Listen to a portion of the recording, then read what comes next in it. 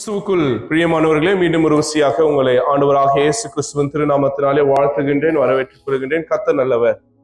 ஆமென். இந்த ஞாயிற்றுக்கிழமை, இரண்டாவது ஞாயிற்றுக்கிழமை, நாம் சிந்திக்கும்படியாக நம்முடைய தென்னிந்திய திருச்சபை சினாட் மாமன்றம் நமக்கு கொடுத்திருக்கிற ரொம்ப அழகான ஒரு தலைப்பு, டிசபிலிட்டி கேர் அண்ட் ஹானர். இந்த ஞாயிற்றுக்கிழமை நாம் the Sunday for differently abled, Sunday for the mentally and physically challenged and palliative patients என்கின்ற இதில் நாம் சிந்திக்க அழைக்கப்பட்டிருக்கும். தமிழ்ல இயலாமை மாண்புடன் பேணுதல் என்கின்ற தலைப்பின் கீழாக சிந்திக்க அழைக்கப்படுகின்றோம். சண்டே ஃபார் டிஃப்ரெண்ட்லி ஏபிள்ட், அந்த வார்த்தை ரொம்ப முக்கியமானது. Differently abled. நாம் நிறைய வார்த்தைகள் அவர்களை குறித்து நம்ம பேசுறோம், அவங்களை அடையாளப்படுத்துறோம். இந்த நாளிலே அது குறித்து ஒரு மறுபார்வை தேவைப்படுகிறது. திருச்சபையாக நம்முடைய வார்த்தைகள் நம்ம அவங்களை அட்ரஸ் பண்றதுல நம்ம சில கவனங்களை வைக்க வேண்டியது இருக்கு. அது இந்த பிரசங்கத்தினூடாக உங்களிடத்திலே நான் கொண்டு சேர்க்க ஆசைப்படுகின்றேன். ரைட், ஒரு சில காரியங்கள், ஒரு சில ஒரு சில நிலைமைகள் இந்த தேசத்தில் இருக்கிறது, இந்த உலகத்தில் இருக்கிறது. அதை குறித்து நிறைய ஆராய்ச்சிகள் பார்க்கப்படுகிறது. அதை குறித்து நாம் பார்ப்போம் என்றால், இந்த உலகத்துல மனிதர்கள் பிறக்கிறாங்க, மிருகங்கள் பிறக்கிறது, உயிரினங்கள் இருக்கிறார்கள். எல்லாமே ஒன்று போல் இருக்கிறது இல்லை. என்னை போல் வேறொருவர் கிடையாது. நான் ஒரு தனி மனிதன், நான் ஒரு தனி ஆளுமை. என்னதான் பார்க்க ஒற்றுமை இருந்தாலும் எனக்கான வேரியேஷன், எனக்கான டிஃபரன்ஸ், எனக்கான மாற்றங்கள் உண்டு. ஒருத்தரை போல 7 பேர் இருக்கிறாங்கன்னு சொல்றாங்க, அது உண்மையோ பொய்யோ, பட் என்னை யாராலையும் காப்பி பண்ண முடியாது, அதுதான் உண்மை. இதுக்கு பெரிய எக்ஸாம்பிள், நான் ஸ்பெஷலா கடவுள் என்னை யூனிக்கா படைச்சார் என்பதற்கு நம்ம எல்லாருமே அப்படிதான். நான் என்னல உங்க எல்லாருமே சேர்த்து சொல்றேன், நம்ம எல்லாருமே யூனிக்கா கடவுள் படைத்திருக்கிறார் என்பதற்கு மிகப்பெரிய சான்று உங்க கையில் இருக்கிற உங்களுடைய ரேகை தான். ரைட்? இந்த உலகத்துல நீங்க இவ்வளவுதான் படிச்சிருந்தாலும் இன்னைக்கு எதை தான் கேட்கறாங்க? உங்களுடைய ஃபிங்கர் தான், உங்களுடைய தம் இம்ப்ரெஷன் தான். ரைட்? அப்போ ஏன் அப்படின்னா இதை யாருக்கும் என்ன பண்ண முடியாது, காப்பி பண்ண முடியாது. நான் ஒருத்தன் தான். அப்போ கடவுள் என்னை யூனிக்காக படைச்சிருக்கிறார். அப்போ படைப்புல நாம் மாற்றங்கள், படைப்புல வேற்றுமைகள் இருந்தாலும் கர்த்தர் ஒவ்வொருவரையும் யூனிக்காய் படைத்திருக்கிறார். சில நேரங்கள்ல நான் கரெக்டா இருக்கேன், நான் பெர்ஃபெக்டா இருக்கிறேன் நம்ம நினைக்கிறோம். எப்பன்னா மற்றவங்க இடத்துல குறைகளை காணும்போது. அப்போ இந்த குறைகளை காணும் பொழுது அவங்கள நம்ம என்ன பண்றோம்னா, இவன் ஒரு பெர்ஃபெக்டான மனிதனா இல்ல, இவன் ஒரு பெர்ஃபெக்டான ஒரு கிரியேஷன் இல்லைன்னு சொல்லிடுறோம். அவங்கள நீங்க எங்களை போல் இல்லாததுனால நீங்க எங்களை விட சற்று குறைவானவர்கள் என்கின்ற பார்வை இங்க மெஜாரிட்டி இடத்துல இருக்கிறது, பெரும்பான்மையர் இடத்துல இருக்கிறது. இந்த நாள்ல நம்ம அதை சேலஞ்ச் பண்ண இருக்கின்றோம். ரைட்? WHO உடைய ரிசல்ட் சொல்லுது, 1 பில்லியன் பீப்புள பார்க்கும்போது 15% மக்கள் டிசபிலிட்டியோட இருக்கிறாங்க அப்படின்னு சொல்லுது. 15% ஆஃப் பாப்புலேஷன் டிசபிலிட்டியில தான் இருக்காங்க. டிசபிலிட்டி அப்படின்னா ஏதோ ஒரு இயலாமை, அவங்களால செய்ய முடியாதது. ஒரு சிலரால பார்க்க முடியாம போலாம், ஒரு சிலரால கேட்க முடியாமல் போலாம், ஒரு சிலரால சரியா நடக்க முடியாமல் போலாம், ஒரு சிலரால சரியா பேச முடியாமல் இருக்கலாம். அப்போ 15% மக்கள் டிசபிலிட்டியோட இருக்கிறாங்கன்றாங்க. நம்முடைய தேசத்துல, இந்தியாவில் national family health survey 2019 to 2021 பண்ணும்பொழுது 4.52% மக்கள் டிசபிலிட்டிஸ்ல இருக்கிறாங்க அப்படின்னு சொல்லப்படுகிறது. ரைட்? இது இவங்களுடைய ஸ்டடி சொல்லுது. ஆனா நான் என்ன சொல்றேன்னா, இந்த உலகத்துல எல்லாரும் ஏதோ ஒரு டிசபிலிட்டியோட தான் இருக்கும். ரைட்? நீங்க யாராவது நான் ஒரு பெர்ஃபெக்ட் அப்படின்னு சொல்ல முடியுமா? என் உடம்புல எல்லாமே பெர்ஃபெக்டா இருக்குன்னு. அப்படி இல்லைன்னா ஒரு ஹாஸ்பிட்டலுக்கு போங்க, ஒரு ஜெனரல் செக்அப் எடுங்க, ஊர்பட்ட நோய் சொல்லுவாங்க உங்களுக்கு. நம்பி நீங்க ஏஞ்சி நின்னீங்கன்னா நேரம் இப்ப கூட்டு போறேன், நீங்க ஒரு ஃபுல் பாடி செக்அப் எடுங்க, நீங்க உங்க வாழ்க்கையில கேட்காத நோயெல்லாம் உங்களுக்கு இருக்குன்னு சொல்லிடுவாங்க. அதுதான் மாஸ்டர் ஹெல்த் செக்அப். நான் மெடிக்கல் ஃபீல்ட குறை சொல்லல, சொல்றேன். ரைட்? இருக்கிற எல்லாம் முறைக்கிறாங்க ஒரு சிலர் எல்லாம். ரைட்? அப்போ இந்த உலகத்துல எல்லாருமே பெர்ஃபெக்ட் இல்லை. எல்லாரும் ஏதோ ஒரு இடத்துல ஏதோ ஒரு டிசபிலிட்டியோட, ஏதோ ஒரு பிரச்சனையோட நம்ம வாழ்ந்துட்டு இருக்கோம். இங்க என்னன்னா, மத்தவங்களை விட நான் கொஞ்சம் நல்லா இருக்கேன், அது கொஞ்சம் தான். அப்போ அவங்க என்னை விட ரொம்ப கம்மியா இருக்கும் போது நான் ரொம்ப சுப்பீரியர் பீயிங்காகவும் அவங்க ரொம்ப இன்ஃபீரியர் பீயிங்காக பார்க்கக்கூடிய ஒரு பார்வை இருக்கு. ரைட்? அப்போ இந்த பிரச்சனை எல்லாருக்கும் இருக்குது. சுகர் அது ஒரு டிசபிலிட்டி தான், ஒருவேளை நோய் அப்படின்றது வந்து ஒரு டிசபிலிட்டி தான், முடி கொட்டுறது கூட ஒரு டிசபிலிட்டி தான். சொல்ல புரியுதுங்களா? அப்போ நான் ரொம்ப பெர்ஃபெக்ட்னு யாரும் நினைச்சிடாதீங்க. அவங்கள என்ன மாதிரி அவங்களால நடக்க முடியல, அவங்க தான் டிசபிள்டு, நான் நல்லா நடக்கிறேன், ரைட்? அவங்களுக்கு ஒரு வகையில டிசேபிள்டா இருக்கலாம், நான் ஒரு வகையில டிசேபிள்டு, ரைட்? இதை வந்து நான் ஒரு மாற்று பார்வையில சிந்திக்க யோசிக்கிறேன். எனக்கு இந்த வார்த்தையிலே பெரிய பிரச்சனை இருக்கு, டிசேபிள்டு அப்படின்றது. அதுக்கு பதிலா நான் ஆரம்பத்துல சொன்ன வார்த்தை டிசேபிள்டு இல்ல, differently able. The church need to be rethink, இல்லைன்னா அந்த வார்த்தைகளை அந்த பயன்படுத்துற விதத்துல ஒரு மாற்றம் தேவைப்படுகிறது. They are not disabled, they are differently able. அவர்கள் ஊனமுற்றவர்கள் அல்ல, மாற்றுத்திறனாளிகள். ரொம்ப அழகான வார்த்தை. என்னது? உடல் ஊனமுற்றோர் அல்ல. ஊனம் என்பது அது ஒரு குறைய சொல்லக்கூடிய வார்த்தை. அடுத்தவங்க கிட்ட இருக்கிற குறைய பாக்குறதாங்க இந்த மனுஷனுடைய இயல்பு. இந்த குறைகளை பார்க்காத மனிதன் எவனோ அவன் தான் கடவுளுக்கு ஏற்றவன். அடுத்தவங்க கிட்ட இருக்கிற குறைகளை, ஏன்னா இன்னைக்கு இருக்கிற மிகப்பெரிய பிரச்சனைனா இந்த குறைகளை பார்க்கிறது தான். இந்த குறைகளை பார்க்கும் போது அந்த காசிப்பே வருது, அடுத்தவனை பத்தி குறை சொல்லிக்கிட்டே இருக்கிறாங்க. இந்த பார்வையிலிருந்து மீண்டு வரும்போது அடுத்தவங்க கிட்ட இருக்கிற பெஸ்ட பாக்குற ஒரு மனப்பான்மையை, ஒரு பார்வையை எனக்கு தாங்க அப்படின்றதான் நம்மளுடைய கிறிஸ்தவர்களுடைய மிக முக்கியமான ஒரு ஜெபமா இருக்கும்.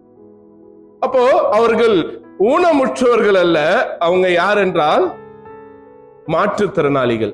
திறன் இருக்கு, மாற்றுத்திறன். நம்ம எல்லாம் ஒரு வகையில ஒரு வேலை செய்தால் அவங்க வேற வகையில செய்யறாங்க. அப்ப அவங்களும் நம்மளும் அப்படின்னா எல்லாமே சமம்தான். அந்த ஒரு பரந்த மனப்பான்மை நமக்கு தேவைப்படுகிறது. அதான் ரைட். இந்த உலக வாழ்விலே வாழ்ந்து கொண்டிருக்கிற நாம் சக மனிதனை, ஒருவேளை குறைபாடுகளோடு இருக்கிறவர்களை நாம் எப்படி பார்க்க வேண்டும் என்றுதான் இன்னைக்கு நமக்கு சிந்திக்க அழைக்கப்பட்டிருக்கின்றோம். ரைட். அடுத்தது நம்ம பார்ப்போம் என்றால் 3 திருமறை பகுதிகள் இன்னைக்கு வாசிக்க கேட்டோம். முதல் திருமறை பகுதி 2 சாமுவேல் 9ஆம் அதிகாரம் வசனங்கள் 1 முதல் 13 வரை. இந்த பைபிள் டெக்ஸ்டுக்குள்ள போறதுக்கு முன்னாடி நமக்கு ஒரு புரிதல் தேவைப்படுகிறது. கர்த்தர் எல்லாவற்றையும் சிறப்பாய் படைத்தார். ஆமாவா இல்லையா? கர்த்தருடைய படைப்புல குறைவுகள் இருக்குமா? இருக்காது. கர்த்தருடைய படைப்புல ஏதாவது குறை இருக்குமா? இருக்காது. அப்போ இவர்களே குறை உள்ளவர்கள் என்று சொல்வது கரெக்டா தப்பா? சொல்லுங்களேன். இப்ப நம்ம தான் சொன்னோம் கர்த்தருடைய படைப்புல எங்குமே என்ன இல்ல, குறை இல்லைன்னு. ஆனா ஒரு சிலர் குறைகளோடு பிறக்கிறாங்களே அப்படின்னும் போது அது குறை அல்ல, அது குறை அல்ல. அப்போ நம்முடைய பார்வை, நம்முடைய அந்த தாட் ப்ராசஸ்ல ஒரு மாற்றம் தேவைப்படுகிறது. அவர்கள் குறைவோடு பிறந்தவர்கள் அல்ல, அவர்களும் சாதாரணமாக கடவுளால் படைக்கப்பட்ட ஒரு ஸ்பெஷலான ஒரு கிரியேஷன் தான் அப்படின்றத நாம் புரிந்து கொள்ள வேண்டியதா இருக்கிறது. வேதத்துல நமக்கு ரொம்ப பாப்புலரான ஒரு அரசர் என்றால் அது தாவீது அரசர் தான், கிங் டேவிட், ரைட்? தாவீதுக்கு மிக மிக நெருக்கமான ஒரு நண்பர் யார் என்றால் யோனத்தான், ரைட்? யோனத்தான் தாவீது அரசருடைய மிக நெருங்கிய நண்பர். இவர் யார் என்றால், யோனத்தான் யார் என்றால் சவுல் அரசருடைய மகன். நியாயமா சவுல் அரசருக்கு அடுத்ததாக அந்த பட்டத்தில் ஏற வேண்டியவர் யோனத்தான். ஆனால் அதை தட்டி பறித்தவர் தாவீது. ஆனால் உலக வழக்கின்படி தாவீதும் யோனத்தானும் எப்படி இருக்கணும்? எதிரிகளா இருக்கணும். என் பட்டத்தை, என் அரசு இது நீ எடுத்துக்கிட்டேன்னு யோனத்தான் தாவீது மேல கோபமா இருக்கணும். ஆனா அங்க நடக்கிறதே வேற. யோனத்தான் தாவீதை நேசிக்கிறார், தாவீது யோனத்தான் நேசிக்கிறார். ஒரு கட்டத்துல சவுல், யோனத்தான் எல்லாமே தாவீது இவங்க எல்லாமே பிரிந்து போற சூழ்நிலை, இறந்து போறாங்க. சவுலும் இறந்து போறார், யோனத்தானும் இறந்து போறார், தாவீது அரசரா இருக்கிறாரு. இந்த சூழ்நிலையில அவர் கேட்கிறார், யோனத்தானுடைய, அதாவது சவுலுடைய வம்சத்துல நான் யாருக்காவது நல்லது பண்ணணுமா, யாருக்காவது நான் குறை வச்சிருக்கேனான்னு கேட்கிறார். வாசிங்க அந்த வசனத்தை, 9ஆம் அதிகாரம் முதல் வசனத்தை.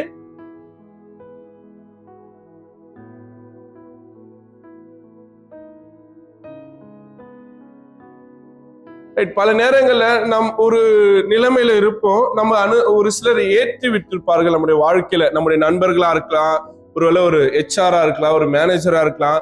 நம்ம ஒரு கடினமான சூழ்நிலைகள் இருக்கும்போது அவங்க நமக்கு உதவி செய்திருப்பாங்க. ஆனா நம்ம அதை விட மேல வந்துட்ட பொழுது, ஒரு நல்ல டாப் மோஸ்ட் பொசிஷன்ல நம்ம இருக்கும்போது, நமக்கு உதவி செய்தவர்களை நினைத்து பார்க்கிற பழக்கம் நமக்கு இருக்குதா இல்லையான்னு எனக்கு தெரியாது. ஆனால் தாவீதுக்கு இருக்கிறது. அதான் ரொம்ப முக்கியமானது. இன்னைக்கு நான் சொல்லும்போது நீங்க கூட யோசிச்சிருக்கலாம்ல, நான் இந்த ஊர்ல முதல் இந்த தேசத்துக்கு நான் வந்தபோது எனக்கு இவர் உதவி செய்தார்ல, இந்த மேனேஜர் உதவி செய்தார்ல, இவர் இல்லைன்னா நான் இந்த பொசிஷன்ல இல்ல, அவர் இருக்கிறாரா இல்லையா, அவர் செத்துட்டாரா கூட எனக்கு தெரியலன்னு நம்ம வாழ்ந்து கொண்டிருக்கலாம். நன்றி மறந்தவர்களாக இங்க உட்கார்ந்து கொண்டிருக்கலாம். ஒருவேளை நான் இதை சொல்லும் போது உங்களுக்கு அவருடைய நினைவு வந்து போயிருக்கலாம் ஒரு நிமிஷம். இவர் இல்லைன்னா, இந்த நண்பர் இல்லைன்னா நாங்க இல்ல. ஒருவேளை தேசத்துல எனக்கு இவர் இந்த வழியை காமிச்சு விட்டுருக்கலாம், ஆனா அவரை நம்ம மறந்து போயிருக்கலாம். ஆனால் தாவீது அப்படிப்பட்டவர் அல்ல. அதனால்தான் தாவீதும் இன்றைக்கும் நினைவு கூறப்படுகிறார். ஏன் தாவீது நினைவு கூறப்படுகிறார் என்றால், அவங்க கேட்கிறார், என் நண்பன் யோனத்தானுடைய குடும்பத்துல யாராவது இருக்கிறாங்களா? நான் ராஜாவாயிட்டேன், யோனத்தானுடைய குடும்பம் இருந்தா என்ன, இல்லைன்னா எனக்கு என்ன? அவங்க குடும்பத்துல சந்ததி வாழ்ந்தா என்ன, வாழலன்னா என்ன? ஒரு காலத்துல எங்களை எதிர்த்த குடும்பம் தானே அது நாசமா போட்டோன்னு யோசித்து இருக்கலாம் நம்மளை போல. ஆனால் தாவீது அதை செய்யல. தன் நண்பன் யோனத்தான் நிமித்தம் அவர் கேட்கிறாரு, யோனத்தானுடைய வம்சத்துல இல்ல, சவுலுடைய வம்சத்துல. ஏன்னா யோனத்தான் தான் மட்டும்தான் சவுலுடைய பிள்ளை இல்ல, மத்தவங்களும் இருந்திருக்கிறாங்க. அப்ப அவர் கேட்கிற கேள்வி என்னன்னா, யோனத்தான் நிமித்தம் சவுலுடைய வம்சத்துல யாராவது இருக்கிறாங்களா? அப்படி கேட்கும் போது யார் இடத்துல கேட்கிறாரு? சீபா இடத்துல கேட்கும் போது அவங்க என்ன சொல்றாங்க பாருங்க. இங்கதான் பிரச்சனை. இன்னைக்கு ஒரு ஒரு காரியத்தை நான் சொல்லணும்னு யோசிக்கிறேன். நம்ம இங்கிலீஷ் பைபிள் எடுத்தோம்னா அங்க ஏகப்பட்ட டிரான்ஸ்லேஷன்ஸ் இருக்கு. சொல்லலாம்ல, என்னென்ன டிரான்ஸ்லேஷன்ஸ் இருக்கு? கேஜேவி, கிங் ஜேம்ஸ் வெர்ஷன், அப்புறம் NRSV, new revise standard version, RSV, revise standard version, Young translation, Green Bible, எத்தனையோ டிரான்ஸ்லேஷன்ஸ் இருக்கு. ரைட். ஆனா நமக்கு தமிழ் எத்தனை தான் இருக்கு? 2. யாரோ ஒருத்தர் ஒண்ணுதானா? ரைட், 2 இருக்கு.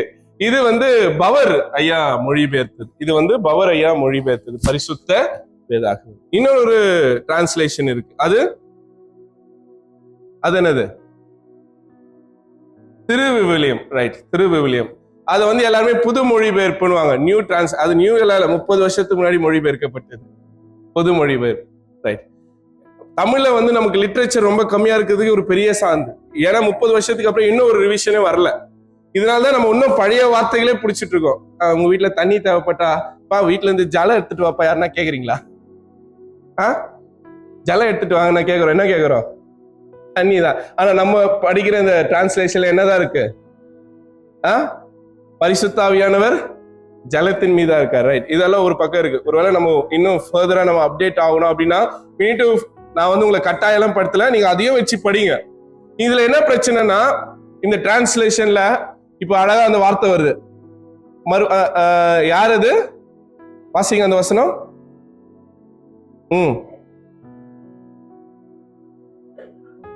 2 கால்களும் முடம். ரைட். அதுதான் பிரச்சனை. அந்த வார்த்தை தான் பிரச்சனை. என்ன வார்த்தை? முடம். அப்போ ஒருத்தருடைய குறையை வைத்து அட்ரஸ் பண்ணுவது. ஏன்னா இங்க பாத்தீங்கன்னா குருடன் வந்தான், செவிடன் வந்தான், வேற என்ன சொல்றாங்க? கூனி சொல்றாங்களா இல்லையா? எத்தனை வருஷம்? 18 வருஷம். சொல்லுங்களேன், பைபிள்ல தானே இருக்கு. 18 வருஷம் எப்படி இருந்தாங்க? நிமிரக்கூடாதபடிக்கு கூனியா இருந்தோம். அப்போ இந்த வார்த்தைகள்ல பெரிய பிரச்சனை இருக்கு. அப்போ உங்ககிட்ட இருக்கிற குறைபாடுகளை வைத்து ஒருத்தவங்க சொல்றாங்க, அந்த சொட்ட தலையா இருக்காம பாரு, அந்த குள்ள இருக்காம பாரு, அந்த நட்டையா இருக்காம பாரு, அந்த குண்டா இருக்காம பாரு, வலிக்குதுல, கஷ்டமா இருக்குல்ல. அப்போ ஏன்னா ஒருத்தர் சொல்லும் போது எனக்கு வேதனையா இருக்கும் போது, அப்போ இங்க இந்த வார்த்தைகளை படிக்கும் போது எப்படி இருக்கும்? என்ன என் வாழ்க்கையில் நான் ஒரு காரியத்துக்காக நான் மன்னிக்கவே மாட்டேங்க. Still sorry for that. May 1ஆம் தேதி 2012ஆம் வருஷம் என் வாழ்க்கையில மறக்க முடியாத ஒரு நாள். நான் அன்னைக்கு செய்த தவிர இன்னிய வரைக்குமே என்னால அதுல இருந்து வெளியிலே வர முடியல. அது உறுத்தி கொண்டே இருக்கிறது. நான் வந்து ஒரு 17 வயசுல ஐ ஸ்டார்டட் டூயிங் மினிஸ்ட்ரி. அதாவது எங்க சர்ச்சில் எல்லா வேலையும் செய்வேங்க. பாத்ரூம் கழுவுல இருந்து டாய்லெட் கழுவுறது எல்லாமே, பாய் போடுறது, பெருக்குறது, எல்லா வேலையும் செய்வேன். அதே மாதிரி லீவ் விட்டா ஊழியத்துக்கு போயிடுவேன். யாரு ஊழியத்துக்கு கூப்பிட்டாலும் போயிடுவேன். அதுவும் குறிப்பா இந்த சுவிசேஷ ஊழியம் இப்பெல்லாம் பண்றது கிடையாது. ஏன்னா நமக்கு நிறைய த்ரெட் இருக்கு. அப்பெல்லாம் என்ன பண்ணுவோம், தெரு போய் டிராக்ஸ் கொடுப்போம். அது ரொம்ப எனக்கு பிடிச்ச ஒரு ஊழியம். சின்ன வயசுல இருந்தே ஒரு வண்டி வச்சிருப்பேன். என் வண்டியில ஸ்பீக்கர் கட்டிட்டு நாங்க எல்லாம் போயிடுவோம்.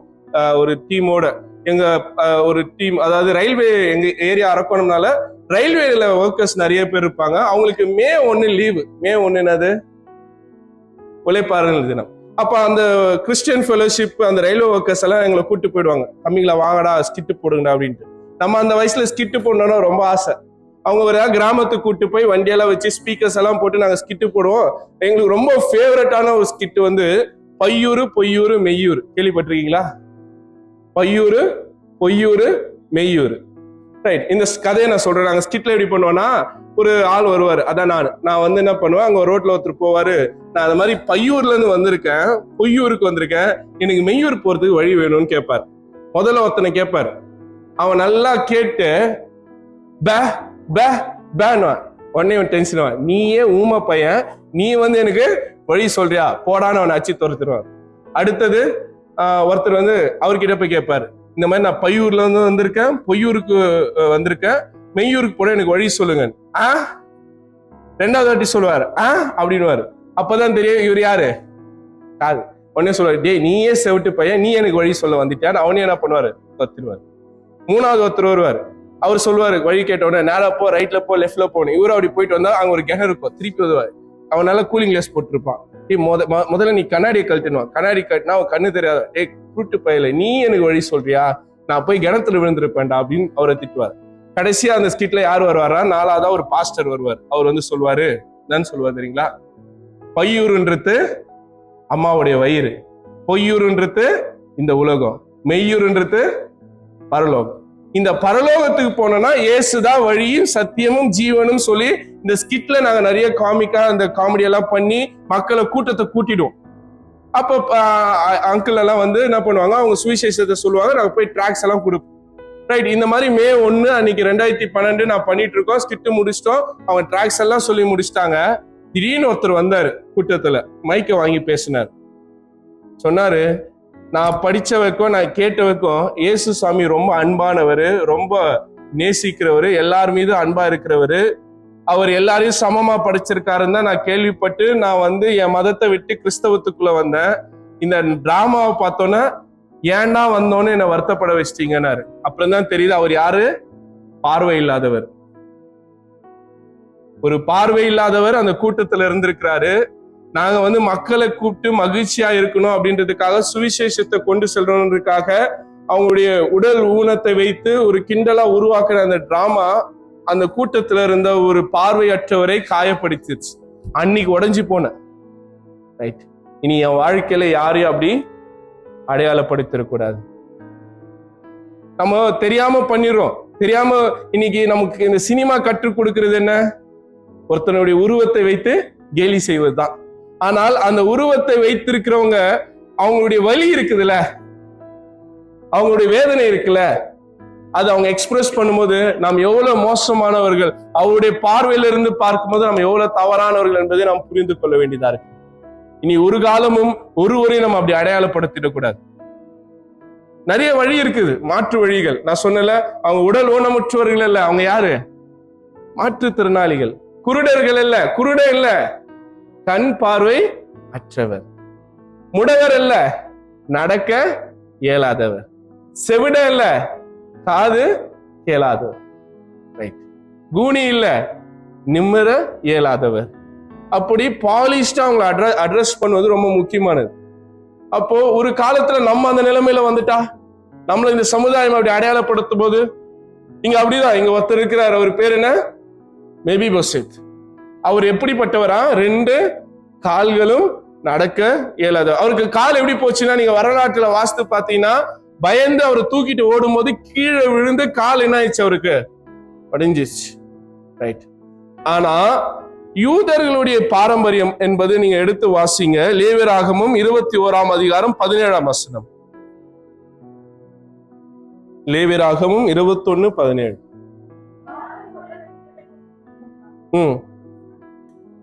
இது மோசேயின் கட்டளை, கடவுளுடைய கட்டளை இல்ல. இது யாருடைய கட்டளை? மோசேயின் கட்டளை. ஏன்னா இதை இயேசு உடைக்கிறார். அதனாலதான் நான் தைரியமா சொல்றேன். இங்க வசனம் என்ன சொல்லுது? உடல் ஊனமுற்றவர்கள் கடவுளுக்கு என்ன செலுத்தக்கூடாது? என்ன செலுத்தக்கூடாது? பலி செலுத்தக்கூடாது, அப்பத்தை செலுத்தக்கூடாது. இதை பிடிச்சுக்கிட்டு யூத சமுதாயம் என்ன பண்ணாங்கன்னா, உடல் ஊனமுற்றவர்கள் பலவீனப்பட்டவங்களை தாவீது, அதாவது சாலமோன் கட்டின தேவாலயம், அந்த எருசலேம் தேவாலயத்துக்குள்ள வரக்கூடாது. அவங்க பலி செலுத்தக்கூடாது. அவங்க தீண்டத்தகாதவர்கள், அவங்க ஊருக்கு வெளியே தான் இருக்கணும். அவங்களை ஒதுக்கிதான் வைத்திருந்தார்கள். இன்னும் தொழுநோயாளிகள் அவங்க வரும்போதே என்ன சொல்லிட்டு தான் வரணும்? தீட்டுன்னு சொல்லிட்டு வரும். ரைட். ஆனால் இயேசு கிறிஸ்து இது எல்லாவற்றையும் உடைக்கிறார். இதுக்கு பேர் மொசையாயிக் லா அப்படின்னு, மோசேயின் சட்டங்கள் வாங்க. ரைட். இத நம்ம தொடர்ந்து கடைசியில நம்ம யோசிப்போம். இப்போ இது என்ன சொல்லுதுன்னா, அவர்கள் தீட்டானவர்கள், அவர்கள் பலியை செலுத்தக்கூடாது, சேரக்கூடாது என்றார். இன்னும் சொல்ல போனா, யூத அரசவையில ராஜாவுடைய அரண்மனையை சுற்றிலும் உடல் ஊனமுற்றவர்கள் வரக்கூடாது. அது அவங்களுக்கு ப்ரோஹிபிட்டட். அவங்க அந்த இடத்துல நுழையக்கூடாது, ராஜா இடத்துல. ஏன்னா அவங்கள பார்த்தா அது ராஜாவுக்கு அருவருப்பானது, ராஜாவுக்கு கெட்ட சகுனம் என்பது அவங்களுடைய நம்பிக்கையாக இருந்தது. தாவீது அதை பத்தி எல்லாம் கவலைப்படல. தாவீது எதை பத்தி கவலைப்படல? சட்டம் என்ன சொல்லுது? மோசேயின் சட்டத்தை பத்தி கவலைப்படல. அவர் என்ன சொல்றாரு? டெய்லி நான் சாப்பிட போறேன், என் சாப்பிடும் போது என் டேபிள்ல யாரு இருக்கணும்? ஓய்பேசத்து இருக்கணும். நீ யார தீட்டுன்றியோ, யாரு பலியை செலுத்தக்கூடாதுன்றியோ, அவன் என்னோடு உட்கார்ந்து உணவு சாப்பிடுவான். ஆமென். இன்னைக்கு சட்டங்களை உடைத்தெறிவது ஆண்டவருக்கு புதிதல்ல. இந்த சட்டங்கள் ஒரு விஷயம், சட்டங்கள் மனிதனுக்காக ஏற்படுத்தப்பட்டது தவிர மனிதன் சட்டத்துக்காக ஏற்படுத்தப்பட்டவன் அல்ல. புரியுதுங்களா? சட்டம் என் அளவுக்கு தான் நான் தைக்கணும். சட்டை தைச்சிட்டு அந்த அளவுக்கு என்னை வெட்டி கூடாது. புரியுதா? நான் ஒரு ஷர்ட் வாங்குறேன், ஷர்ட் ஸ்டிச் பண்றேன், அந்த ஷர்ட் என் உடல் அளவுக்கு தான் தைக்கணும். சட்டை இந்த அளவுல தைச்சிட்டோம், உடலை கட் பண்ணுனா முடியாது. மனிதனுக்காக தான் சட்டங்கள் தவிர்த்து சட்டங்களுக்காக மனிதன் கிடையாது. ஒருவேளை ஒரு சட்டம் ஒருத்தனை கட்டுப்படுத்தும், அடுக்கும் என்றால் அந்த சட்டத்தை மீற கற்றுக் கொடுத்திருக்கிறார் ஆண்டவர் இயேசு கிறிஸ்து. ஆமென். இந்த இடத்துல மீறாரு தாவீது அரசர். அவர் சொல்றாரு, அந்த வசனத்தை வாசிங்க, 9ஆம் வசனத்தை.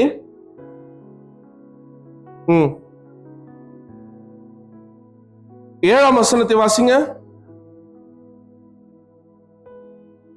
நீ என் பந்தியில் நித்தம் அப்பம் புசிப்பாய். ராஜாவுடைய டேபிள்னா சாதாரண டேபிள். அந்த பிக்சர்ல பாருங்க, எல்லா அமைச்சர்களும் பெரிய பெரிய அதிகாரிகளும் உட்கார்ந்துட்டு இருக்கும் போது மெபிபோசேத்து உடல் ஊனமுற்றவன், ராஜாவுக்கு பார்த்தானா அவருக்கு அபசன குணம், அவனுக்கு எதிர்மறையான ஒரு காரியத்தை கொண்டு வரக்கூடிய simple of bad luck, daily தாவீதுக்குள்ள உட்கார்ந்து சாப்பிட்டார். ஆமென். தாவீதுக்கு முன்னாடி ஒரு அரசனும் அப்படி இல்ல, தாவீதுக்கு அப்புறம் ரைட். அப்போ அந்த சட்டங்கள் மீறினாலும் கர்த்தர் தாவீதை ஆசீர்வதித்திருக்கார். ஆமாவா இல்லையா? அதுதான் இன்னைக்கு நான் சொல்ல வந்த முதல் தலைப்பு, கேர் தட் ரெஸ்டோர்ஸ். நாம் அந்த அன்பு, அந்த பராமரிப்பு, அந்த ஒருவர் அப்படி இருக்கிறவங்க கிட்ட அந்த அந்த பராமரிப்பை கொடுக்கும்போது கர்த்தர் அதை பார்க்கிறார். அங்க தாவீது பார்க்கும்போது he seeks out Mephibosheth, he restores his inheritance, he invites him to eat daily at the king's table. அவர் சொல்றாரு பாருங்க 9ஆம் வசனத்துல, என்னுடையவைகளே யாருக்கு கொடுப்பேன்? உன்னுடைய எஜமானுடைய குமாரனுக்கு நான் கொடுப்பேன், அவனுக்கு என்ன சேர வேண்டுமோ அதை நான் தருவேன் என்று ஏமாத்தல. தனக்கு உண்டானவைகள் இருந்து ஒரு பகுதியை யாருக்கு கொடுக்கிறாரு? மெபிபோசேத்துக்கு கொடுக்கிறார்.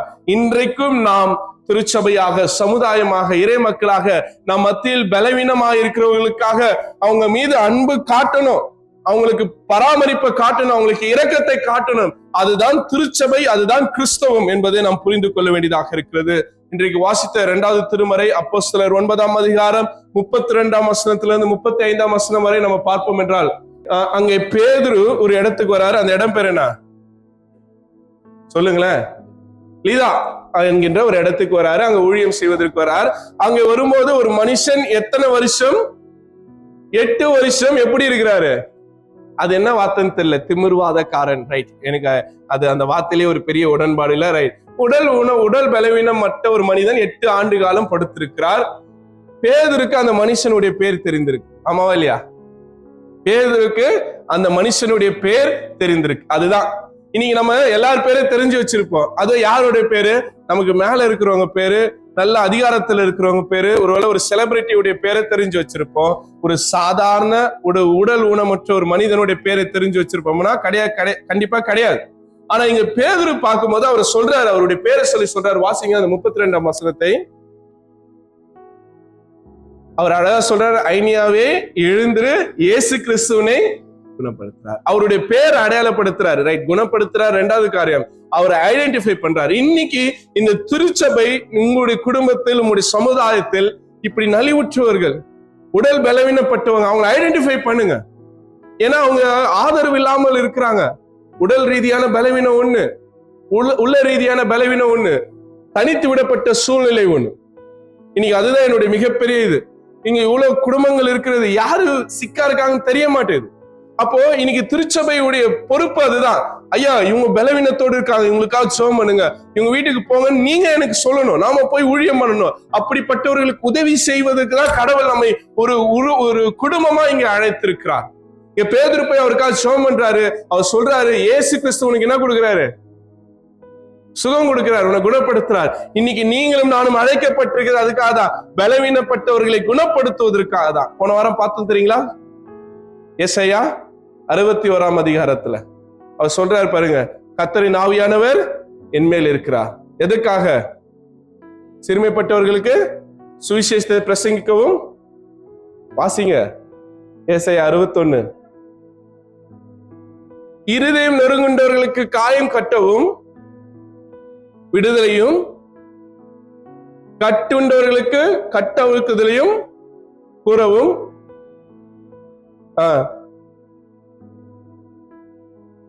நமக்கு இதெல்லாம் செய்யதான் கர்த்தர் நம்மை அழைத்திருக்கிறார். இங்க பேதுரு அதை செய்யறாரு. அங்க பலவீனத்தோடு இருக்கிற அவரை போய் சந்திக்கிறார், அவர் பேர் சொல்றாரு, அவருக்கு சுகம் கொடுக்கன்னு சொல்லி அவருக்காக ஜெபம் பண்றாரு. அவர் உடனடியாக சுகம் பெறுகிறார். இன்னைக்கு திருச்சபை செய்ய வேண்டிய மிக முக்கியமான ஒரு ஊழியம், பலவீனப்பட்டவர்களை சுகப்படுத்துகின்ற ஊழியம். அப்படிப்பட்ட ஊழியத்தை செய்ய கர்த்தர் நம்மை அழைத்திருக்கிறார். நாம் அவர்களை மாண்போடு மரியாதையோடு நடத்தி அவர்களுக்காக நம்ம ஜெபிக்கும் போது கர்த்தர் அவர்களுக்கு ஒரு விடுதலை கொடுக்க வல்லவராக இருக்கிறார். ரைட், அடுத்தது நம்ம யோசிப்போம் என்றால், இந்த நாளிலே வாசித்த நற்செய்தி பகுதி மார்க் 3ஆம் அதிகாரம் வசனங்கள் 1 முதல் 6 வரை நம்ம படிக்க கேட்டோம். இந்த பகுதியில நம்ம பார்க்கும் பொழுது வாசிங்க 3, 1 - 6.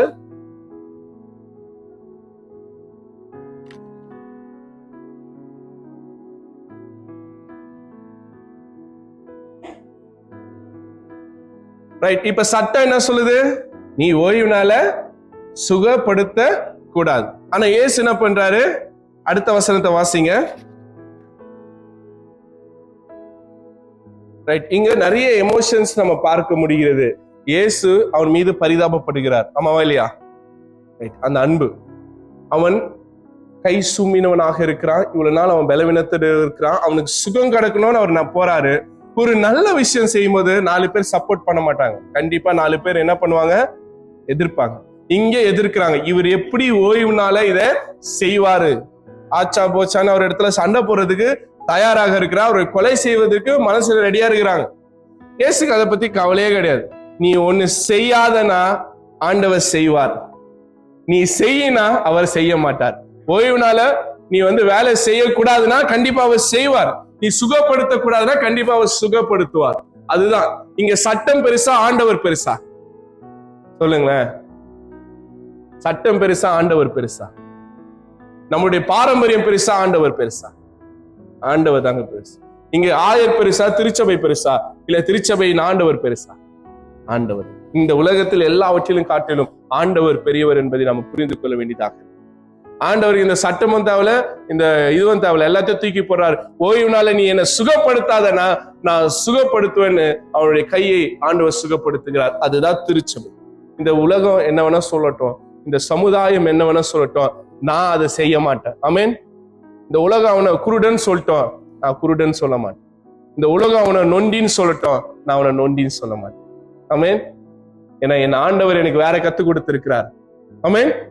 என் ஆண்டவர் எனக்கு வேற கத்து கொடுத்திருக்கார். அவன் மீது பரிவும் காட்டவும், அவனுக்கு அன்பு செலுத்தவும், அவனுடைய வாழ்க்கையை மாற்றுவதற்கு தான் ஆண்டவர் என்னை அழைத்திருக்கிறார். இன்னைக்கு உலகம் எத்தனை பேரை பார்த்திருக்கு.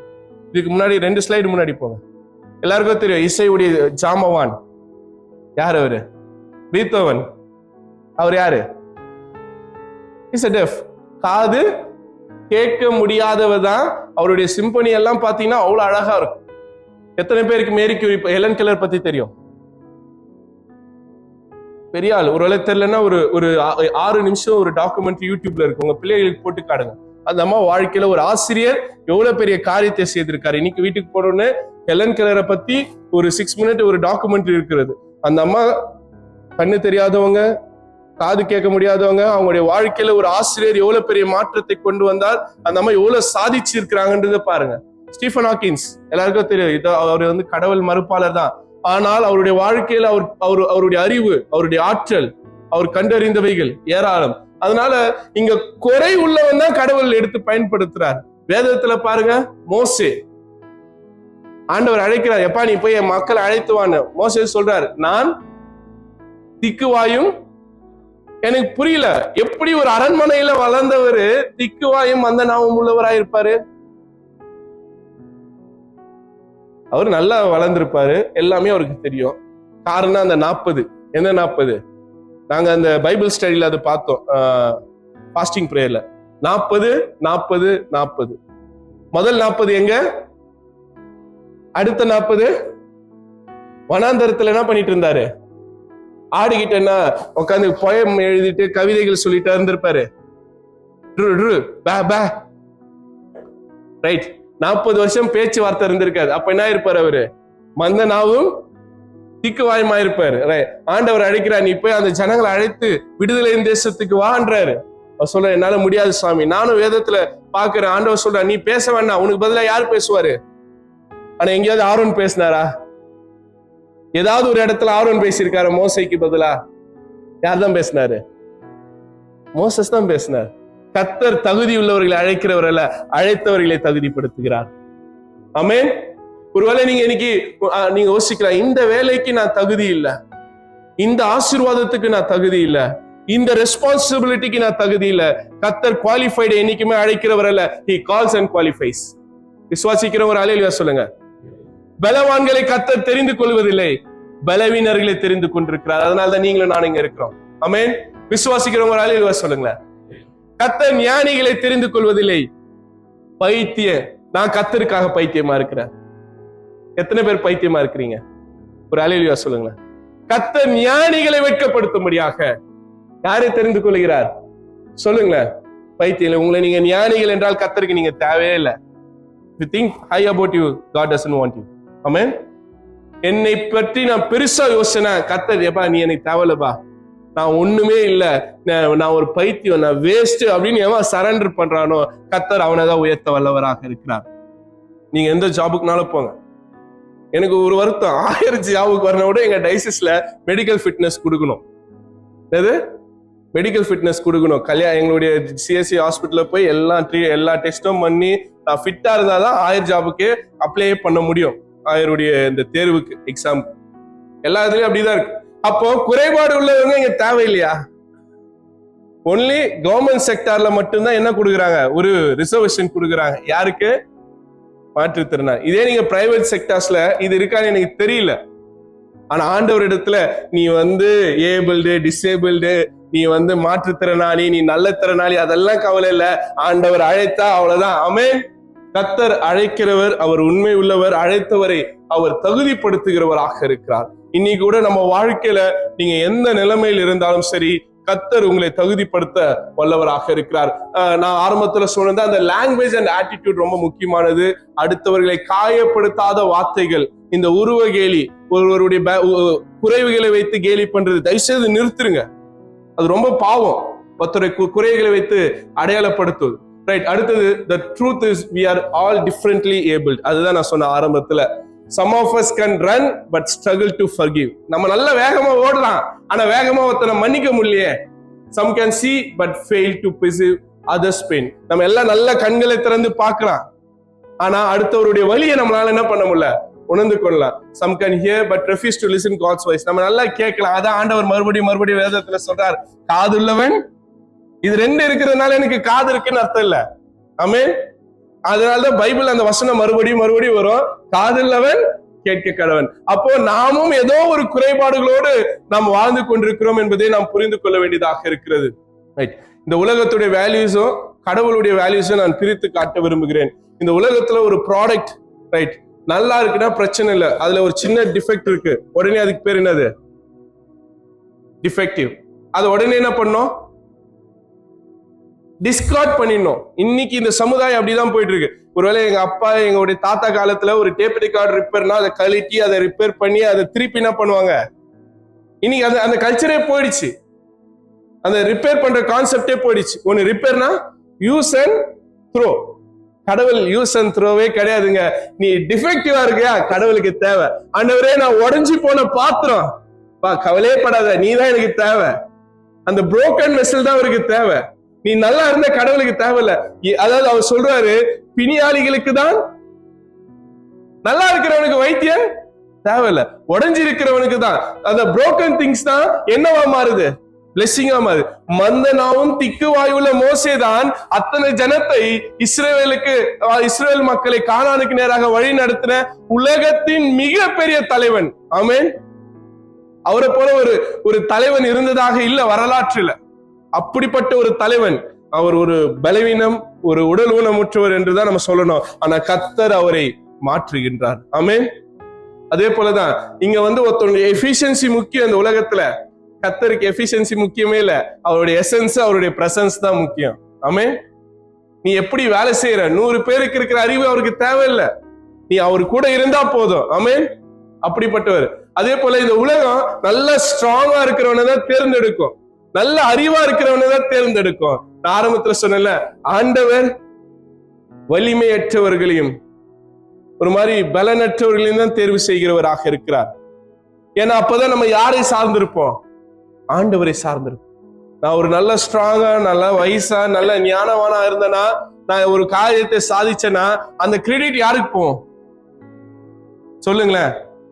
எனக்கு தான் வரும். என் அறிவுல நான் செஞ்சேன், என் பலத்துல நான் செஞ்சேன். ஆனா இதுல நான் ஒண்ணுமே இல்லாம ஒரு காரியத்தை சாதிக்கிறேன் பார், எல்லாம் புகழும் இறைவனுக்கு. அதுதான் அந்த டிபெண்டன்சி, அதுதான் ரொம்ப முக்கியமானது. இந்த உலகத்துக்கு மெடிக்கல் ஃபிட்னஸ் தேவை, ஆண்டவருக்கு ஃபெய்த்ஃபுல்னஸ் தாங்க தேவை. ஆமென். இந்த உலகம் எது கேக்குது, நீ ஃபிட்டா இருக்கியா, மெடிக்கல் ஃபிட்னஸ் இருந்தா நீ வேலைக்கு வா, இல்லையா பொட்டிய கிளம்பி ஊருக்கு போ. ஆனா ஆண்டவர் உன்னுடைய மெடிக்கல் ஃபிட்னஸ் கேட்கல, உன் ஃபெய்த்ஃபுல்னஸ் தான் கேட்கிறார். ஆமென். நீ எவ்வளவு விசுவாசம் உள்ளவனாக இருக்கிறார். Calls the able enables the called. எவ்வளவு அழகான ஆண்டவர் பாருங்க. யார் தகுதி இருக்கிறானோ அவனுக்கு கால் லெட்டர் கொடுக்கிறது உலகம். ஆமென். நாங்க 62 பேரை இன்டர்வியூ பண்ணோம், you are the able person, அதனால உனக்கு நான் கால் லெட்டர் கொடுக்குறேன்றார். கடவுள் சொல்றாரு, 62 பேரை இன்டர்வியூ பண்ணேன், அதுல நீ தான் ஃபர்ஸ்ட், அதனாலதான் நான் உன்னை தெரிந்து வைத்திருக்கிறேன். ஆமென். அதுதான் அவருடைய அழைப்பு. இந்த அழைப்பை நாம் புரிந்து கொள்ள வேண்டியதாக இருக்கிறது. எல்லாரையும் ஏற்றுக்கொள்ளணும், எல்லாரையும் அரவணைக்கணும், எல்லாரும் இது அந்த எம்பத்தி ரொம்ப முக்கியம். இன்னைக்கு நிறைய பேர் சிம்பத்தி இருக்கு, சிம்பத்தி தேவையில்லை, எம்பத்தி. ஒருத்தனுடைய பிரச்சனையை என் பிரச்சனையா ஏற்றுக்கொள்ளணும். ஆமென். அதுதான் கிறிஸ்தவம். ஒருத்தனுடைய பாடுகளை என் பாடுகளை ஏற்றுக்கொள்ளணும், அதுதான் கிறிஸ்தவம். இயேசுவும் அதான் செய்தார். ரைட். நீங்க ரொம்ப பெர்ஃபெக்ட்டா இருக்கக்கூடிய நபர் என்றால் நீங்க ஆராதிக்கிற தேவன் அவரே உடைஞ்சு போனவர் தான். புரியுதா? லாஸ்டா சொல்றேன், நீங்களும் நானும் ஆராதிக்கிற தேவன் அவரே உடைக்கப்பட்டவர் தான். எங்க? சிலுவை. அவருடைய கால்கள், அவருடைய விலாகள், அவருடைய தலை எல்லாமே உடைக்கப்பட்டு காயப்படுத்தப்பட்டவர் தான். அவர் தான் உலகத்தின் இரட்சகர். அவரு இறங்கி அடிச்சு சண்டை போட்டு உலகத்தின் இரட்சகரா மாறல. அந்த பாடுகள், வேதனை, அந்த வலிக்குள்ள போய் உலகத்தின் இரட்சகராக மாறினார். இன்னைக்கு உலகம் பராக்கிரமசாலிகளை கொண்டாடி கொண்டிருக்கலாம், ஆனால் என் தேவன் பலவீனர்களை தெரிவு செய்து கொண்டிருக்கிறார்.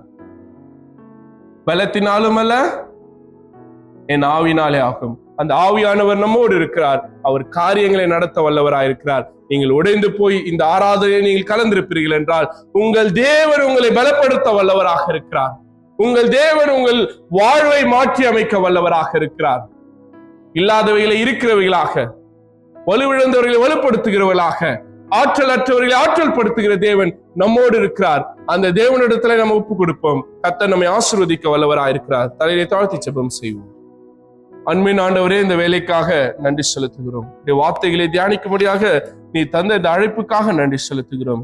அடுத்தவர்களை நாங்கள் பார்க்கிற பார்வையிலே மாற்றத்தை கொண்டு வரவும், எங்களை குறித்தான பார்வையை மாற்றி அமைக்கும் நீ தந்த அந்த வாய்ப்புக்காக நன்றி செலுத்துகிறோம். ஆண்டவரே, நீர் எங்களை எடுத்து பயன்படுத்தும். திவ்ய கரங்களை தாழ்த்து ஒப்புக் கொடுக்கிறோம். இயேசுவின் நாமத்தில் ஜெபிக்கிறோம் எங்க நல்ல தகப்பனே.